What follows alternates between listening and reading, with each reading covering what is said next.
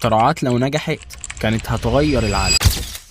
في أواخر القرن ال19 قدم العالم نيكولا تسلا فكرة ثورية هتغير العالم، وهي توصيل الكهرباء لأي مكان في العالم من غير أسلاك. فكرة تسلا كانت بتعتمد على توليد طاقة كهرومغناطيسية واللي هي المرسل، وتنتقل عن طريق الأرض والهواء وتوصل لجهاز تاني موجود في أي مكان ويحولها الكهرباء تستخدمها على طول أو تخزنها، حاجة كده زي الألواح الشمسية. يعني مش هتحتاج لأسلاك ولا عواميد كهرباء ولا حاجة، كل اللي هتحتاجه جهاز استقبال في بيتك وجهاز الإرسال اللي هيولد الطاقة. وفي سنة 1901 بدأ تسلا في تنفيذ المشروع، وبدأ يعمل مولد ضخم للمجال الكهرومغناطيسي اللي هو جهاز الإرسال يعني، وبدأ يتخيل العالم من غير أسلاك ولا أبراج، والكهرباء في كل مكان، وكمان بتكلفة أقل بكتير أو بشكل مجاني.